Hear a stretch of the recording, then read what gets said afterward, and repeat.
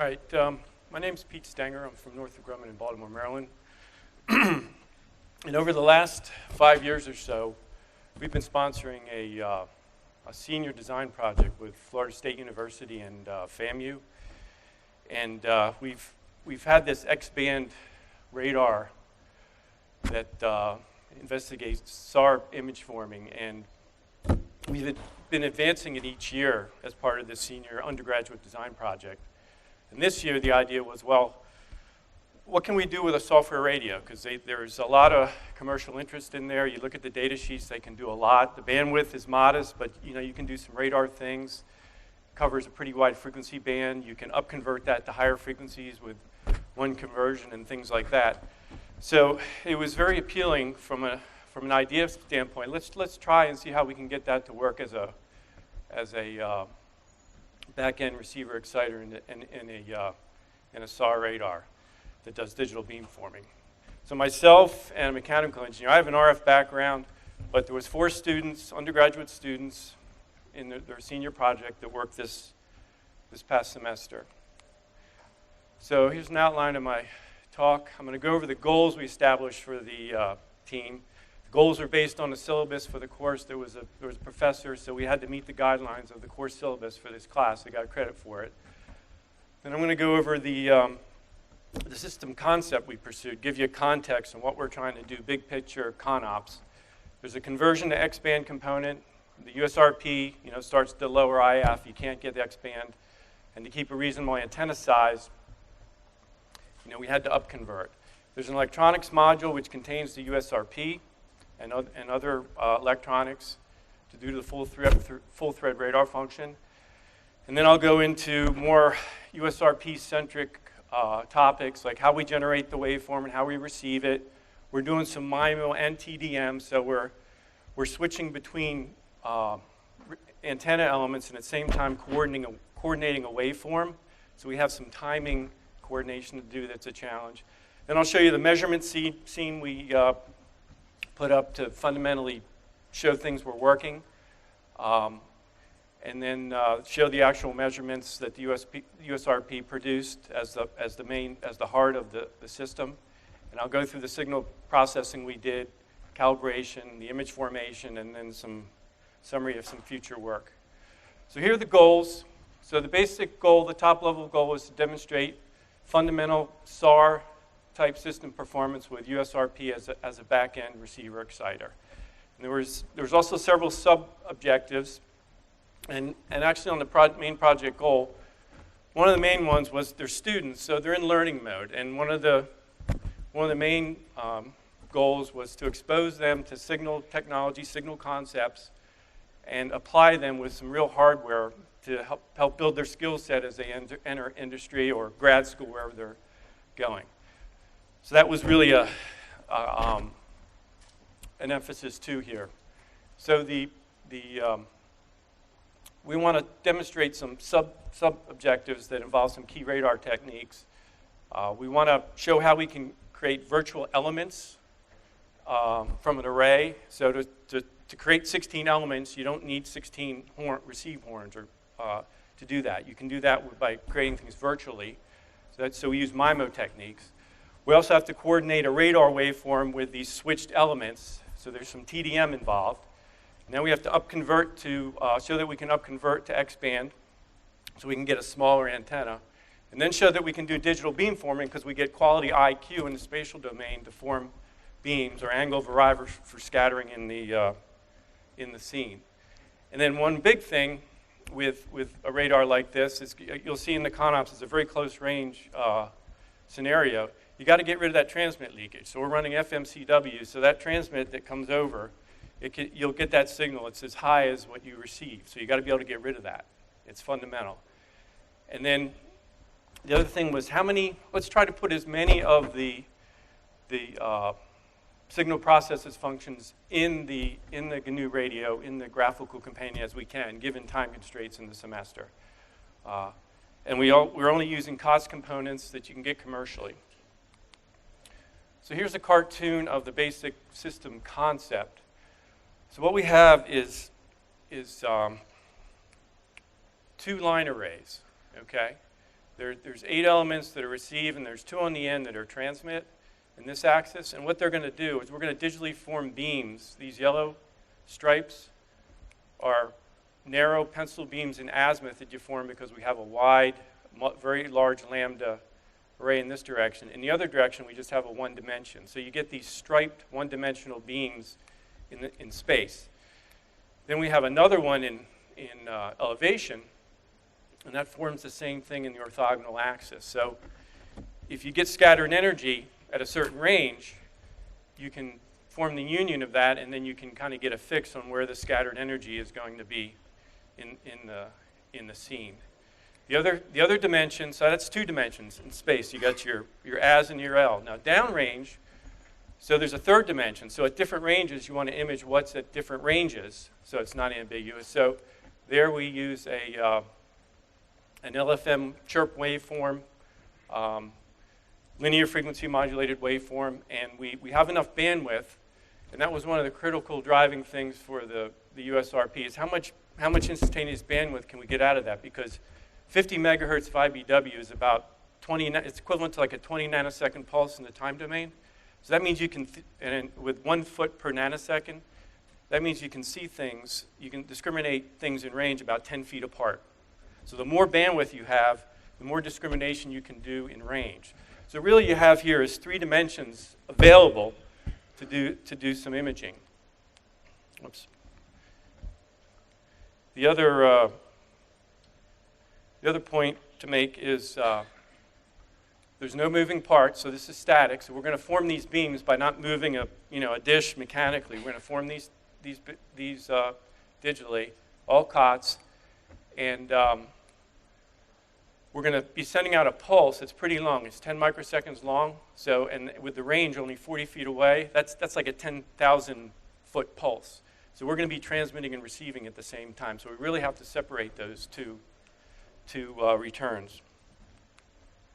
So one of the key concepts to understand is that when you do beamforming spatially in as and L, it's really dictated by how close you can get your elements. So in our case, we couldn't get the elements at lambda over 2. So the same way in the time domain, we have to sample things frequently enough so you don't get aliasing that corrupts your rendered signal in the digital domain. Well, in the spatial domain, when you sample a scene elementally, you have to have the elements close enough together, or you get grading lobes, which distorts your real space. So it's analogous to corruption. It's analogous to aliasing in the time domain. In the spatial domain, you get these what are known as grading lobes in your real space domain. So it limits how much you can then scan and digitally beamform. So these blue traces are basically this separation that I'll tell you why we have to go with that separation. You get grading lobes here, but at Boresight at 0 degrees, you're fine, but you get these grading lobes. And basically what happens is as D increases, D sine theta, okay, what happens at these other angles, you can actually have the signals all add in phase because they're so far apart, and it's modulo 2 pi with a wave in free space, that they add at other angles. So in this case, they added at minus 20 degrees, plus 20 degrees, and at 0 where we wanted it. So now when you do your scanning, when you scan this over to do your beamforming, to pull in energy at scatters at other angles, what happens, this moves this way too, and it gets into your field of view. So your unambiguous field of view is limited by the spacing between these elements. So we're forming 16 virtual elements we have a transmit here and 8 receive. So what we do is we transmit out T1, receive in RX1, and halfway in between is a virtual phase center. It's like having a transmit receive cell right at that position in space, but it's really from 2 apertures. So you go halfway in between, and from a phase standpoint, it's equivalent.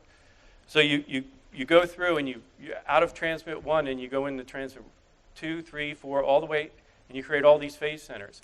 Then you go into transmit 2, you measure all these, and you create these phase centers. So now you have 16, it's equivalent of like 16 separate TR cells, or TR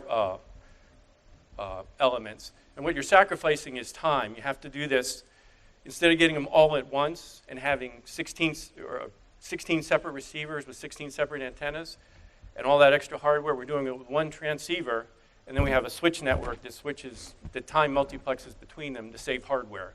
But you do sacrifice time. So that's the trade-off. So that's how we create our virtual elements. Here's the hardware. So here's the antenna array in elevation and azimuth. And each one of these horns, the aperture was pretty much dictated by the horn we could get that was cost effective. These horns are very expensive if you just go online and look for a metal horn that's plated. Well, we found a company that makes plastic horns that are plated for $20 each at X-Band. So we arranged those on this structure and separated them they're separated by 6 lambda, and the transmit and receive here are 3 lambda. So when you transmit out one and receive in all these others, you create these virtual phase centers out front for both axes. And then I'll get into this electronics module in a second. The electronics from past years is in this blue box. And so what we did this year, we said, okay, let's use the B200 USRP as the receiver exciter. So we're going to use a host, and we'll put in waveforms in here and transmit waveforms, get receive waveforms, and coordinate those waveforms between transmit-receive pairs. So here's a diagram of the entire system that we implemented. So there's an FPGA, I don't know if you've worked with Digilent eval boards, but we use the Nexus 3 eval board. It works at 100 megahertz, has a clock in it. We derived a 1 PPS to trigger the USRP to kick off the waveform. And then the FPGA also sends out discretes to control a single pole 4-throw switch for transmit and a single pole 16-throw switch for the receive. So we switch these things in concert to create these 16 phase centers. Since the USRP can't put out X-band, it puts out 2 gigahertz, and we upconvert that through 2 chains. We do the full thread with 2 chains. We upconvert to 10 gigahertz with a 7.8 gigahertz LO. And then on receive, we downconvert with that same LO. And so we're phase coherent all the way through, which is very important in a radar, because radar is basically a phase machine. You got to control the phase. That's what you're measuring. So here's a photo of the electronics box, the componentry inside. So all this is implemented inside there. So here's a detail of that electronics box. Here's a custom power supply that one of the students did. Here's the mixers, the up-down converter, basically mini circuits parts. Here's the FPGA eval board that was used to generate the 1 PPS and all the discretes to the single pole 16-throw switch. And there's a power amp and an LNA in here, etc. So there weren't really any size constraints. The main constraint or main goal was to use COTS parts that were readily available. So here's the flow graph that we use to do the full thread radar function. So the transmit part is up here. So we created a binary file in MATLAB, and you can easily create it in Octave too, and then send it into the USRP as the sync. So this is the transmit section. And of course, we want to look at it in the time domain. So we set up a measuring device to instrument to look at it here. We're running it at a 50 megahertz sample rate. We found that the highest we could run it at for a sample rate was 50 megahertz and get consistent performance. We tried, and we couldn't do you'll see, we couldn't do streaming. We'd had too many underruns and overruns. So what we ended up doing was we just sent out a coherent group of samples in packets. And then we were able to receive coherently without any dropouts. So we're at a 50 megahertz sample rate, which is about the max. And we were able, since we're IQ complex, we were able to get up to 44.8 megahertz of IBW, which is one of the most important parameters in the radar when you're trying to do ranging. So our RF was 2.2 coming out of here. And so going into the radio, we have 2.2 gigahertz, a carrier at 2.2 gigahertz with an LFM modulation on it. And then that comes into the USRP source here. And then we do the conjugate multiply with a version of the transmit. So this is the match filter. So if you take two LFMs, two chirps, and you multiply them together, and they come back at different times, you get an IF frequency. It basically compresses into a single frequency. So if something comes back at a further range and multiplies, you'll get a higher frequency down at IF, at baseband. So you can separate range in the frequency domain by how it multiplies out. So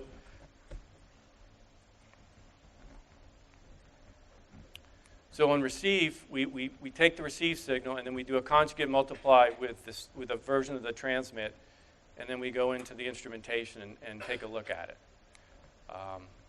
And again, we couldn't get the streaming over the USB with 50 megahertz. So what we had to do, I think it's coming up next. Well, actually, it's going to be after this. This is the timing. This is what we had to do from a timing standpoint. So the transmit signal, so what we'd have to do is we transmit out of one, we receive out of one, and then what we want to do is have the LFM waveform synchronized in time right there. And then when we want to get the next virtual aperture where we transmit out of one and receive in two, then we want another waveform, and so on. So what we did is we created one waveform that had 16 pulses in it. So it had 8,192 complex samples that represent the whole coherent, what we call a coherent dwell. So everything that goes out here is phase controlled. And so you get this long pulse that goes out that has 16 segments in it. And each segment is going to be coordinated in time between a transmit and receive pair. And then we're going to receive those, digitize, and pull out the information we need to form a beam in as, L, and then downrange for the 3 dimensions. So here's an example of the instruments we used to evaluate what was going on. So up here, what you have is this is the demodulated transmit leakage. Okay, so this is clear scene and transmit leakage. So what we have here is there's nothing out in the scene, so we're looking at free space. But we get a huge transmit signal because when we transmit, it just jumps over to the receive, and that's what we measure. So you're going to receive that thing, and you can see it's pretty hardy. The signals that go out from the radio, the baseband modulation generator band that USRP, you can see these are the LFMs. There's 16 LFM pulses that go out. So there's one packet of samples that produces all this as a binary file that the USRP takes and spits out. And we coordinate the switching for each one of these pulses to coordinate with the right transmit-receive pair. If you look at the compressed output, after you multiply this with a conjugate version of the transmit, then you can see you start to get a lower frequency. There's a sine wave buried in here that corresponds to the range of the transmit, which is just really close. It just leaks right around. So you end up getting a low frequency. So now if you say, okay, that appears to be working, let's set up a scene where what we'll do is we'll have a corner reflector at bore site, and then we'll put one off an angle and see if we can discern those things spatially and also verify that they're at the correct range. So we're going to look at the 3 dimensions of fundamental capability here. So here's what we set up in a field at the school. Right, so we used a trihedral reflector because it has a real broadband response. You don't have to line it up perfectly with your transmit signal. You get a return from it without having it be perfectly aligned. So when we put that in the scene, here's the clear scene and a transmit leakage like I showed before. And then when we put in the corner reflectors, 2 corner reflectors and the transmit leakage, you see the transmit leakage now just over the 50 megahertz, this is before we compress it, has changed. That means we have returns that are coming back on top of each other. And then if you look after it's compressed, after you multiply it by a conjugate version, you can see that it's different. So there's something happening. We're we're getting the leakage, but we're also getting returns from those two corner reflectors coming back, which is what we want to see.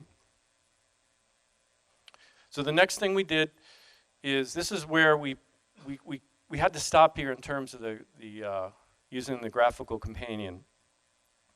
And we went into MATLAB, but we could have easily gone into Octave. There was nothing too fancy here. So what the students then did is they took the 8,000 samples that the GRC produces as a binary file and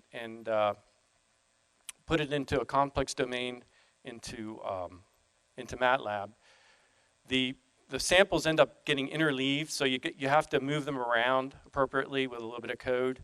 And then we got to reshape, since we're getting 16 pulses, we need to buffer them into 16 512 sample groups.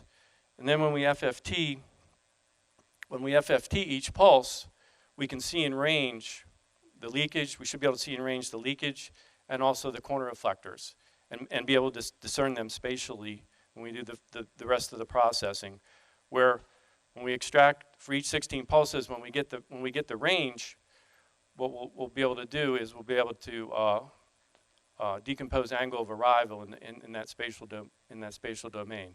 And one very important thing is applying calibration to your bore sight corner reflector that's right at 0 degrees. You have to calibrate that to get rid of all the phase errors in the hardware. And then we do an FFT in the spatial domain to get the final image formation. So here we are. This is 512 samples for one of the transmit-receive pairs. So I just picked one. I picked number 9. There's 16 of them. And I'm presenting here the FFT of 512 samples of the compressed received information through the radio. So these samples, this FFT was performed on samples received by the radio, full thread. And as you can see, it very nicely discerns the leakage and then the corner reflector that's 40 feet away. So if you have 10 feet of resolution, it turns out that, guess what? This is right about where it should be. So the corner reflector's here, the leakage is here.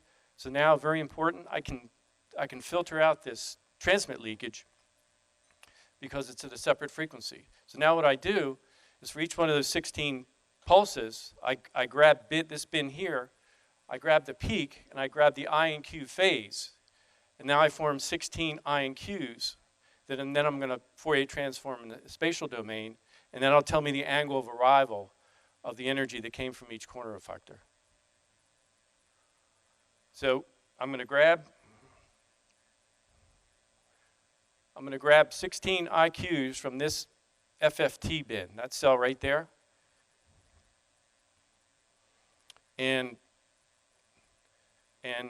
before, one of the things you have to do before you do the final image formation is say, okay, if I just do a corner reflector, a single corner reflector at bore sight that's 40 feet away, just one corner reflector, what I have to do is I measure the phase, the complex values, each one of the 16 values, and because there's going to be some variation just due to hardware changes, and what you'd expect is some symmetry across all the cells, because the path length difference from bore sight to the ones on either side are about the same distance, so that corresponds to a phase that should be about the same. So you see that there's some symmetry.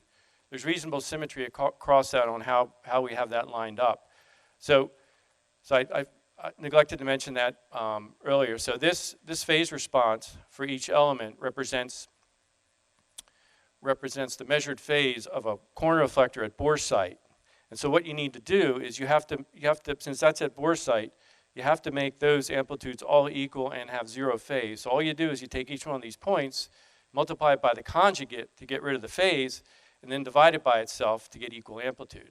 And then you take that conjugate multiply and you do that to all future data.